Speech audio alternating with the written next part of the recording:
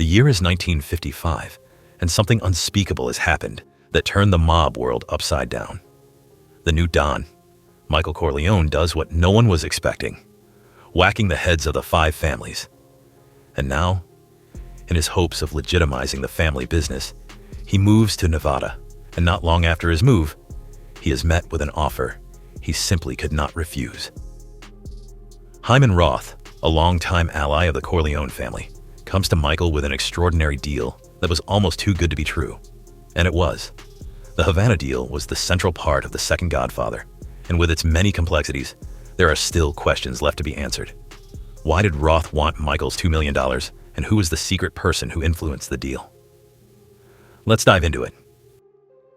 After Michael began operating his empire in Nevada, he sat atop the underworld. After taking out the heads of the 5 families, you'd think he'd be satisfied. He was now the only Don left, with many of the capos from the other families going over to his side, creating an unstoppable family. But Michael was always looking for more ways to expand his business, and Hyman Roth fully understood this. And so, he presented him with a deal that engrossed him. The Havana deal consisted of a $100 million investment into the casinos and hotels.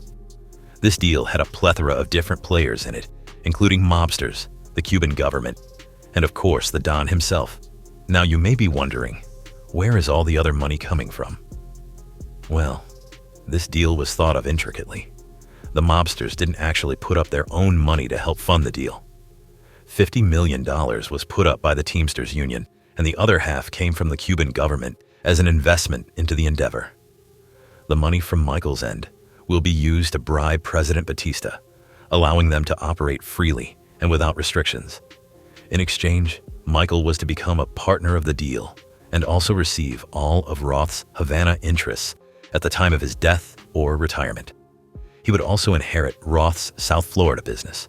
This deal would essentially be the mafia making little investment in this deal while maintaining control of their enterprises and a large ownership of their casinos and hotels. With these facts presented, Michael and Hyman's business was just a side deal in a much larger scheme. For Michael, this was a dream business venture. This gave him an opportunity to expand his business outside of the United States, while also inheriting Hyman Roth's business ventures in due time. And for Hyman, this was a tremendous chance to make a powerful ally.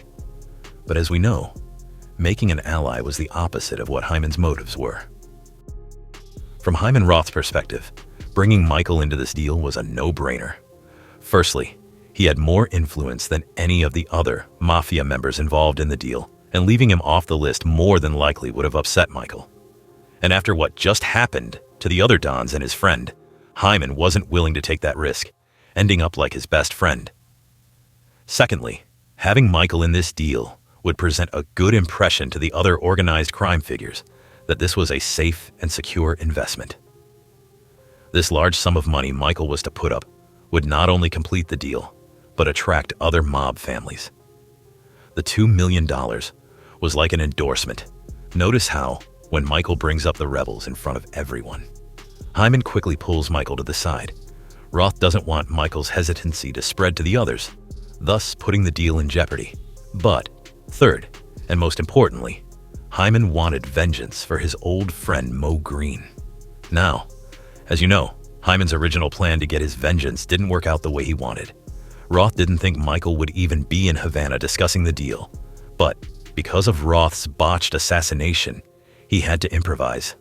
According to Michael, once the celebration for the new year was over, he was going to be taken home in a military car for his so-called protection.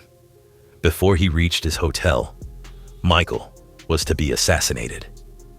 Hyman's sole plan the whole time was to get rid of Michael, but he had to scheme a new plan, which involved the $2 million. Roth figured that he could make it appear that this was what was needed to make the deal come to fruition. But in reality, he was just going to pocket this large sum of cash that Michael was going to deliver to him. Once Michael was nearly taken out in his home, he knew 2 things had happened. 1, someone from within betrayed him, and 2, someone had tipped the traitor off, Michael knew this, and thus had to now snuff out his new enemies. When Michael got to Havana, his suspicion was already high of Hyman Roth. Initially, he thought it could have been Frankie Pentangeli who betrayed him, but after what happened to him at the hands of the Rosato brothers, Michael's suspicion for Roth went even higher. And if this is the case, why did Michael even travel to Cuba? But well, Michael's piece of this deal was too strong to ignore, especially for the ambitious man he is. Michael's plan was pretty straightforward. He was going to go to Cuba with the intention of going through with the deal. He was going to give Hyman the $2 million, and once everything from the deal was in place, Hyman was to be taken out. But once Michael gets there, he sees the situation that happened with the rebels and knows something was amiss. For a man who went to war for his country, he knew what it meant for that rebel to give up his life for his country. This group was more powerful than Michael thought, and as a result, he became much more hesitant about his plan. Michael then realized that the only thing that could be done now was to take out Roth before the new year. Michael's plan was in the works. As the night went along, his bodyguard Busetta successfully took out Roth's right hand, man Johnny Ola, and was making his way to Roth's room. But coincidentally, as Busetta was getting ready to finish the deed, the Cuban government comes in and saves him. But how did the Cuban authorities know to check Roth's room at the exact time he was being taken out? And this is where the secret comes in. It was Fredo who betrayed Michael again. When Fredo claimed he was going to get a real drink, he was actually doing something else. This was the point when he contacted the authorities about Michael's true intentions. Earlier in the night, Johnny Ola came to him about a future proposition. He laid the plan out to Fredo about what was going to happen to his brother.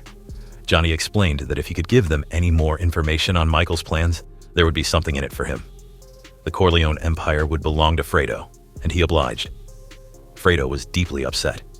He was stepped over and was waiting in the shadows for his opportunity. And now, it was finally his time.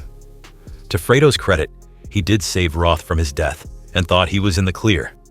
But when Michael gave him the kiss of death, he was shocked that he knew it was him all along, but he still believed Michael was to be assassinated shortly after.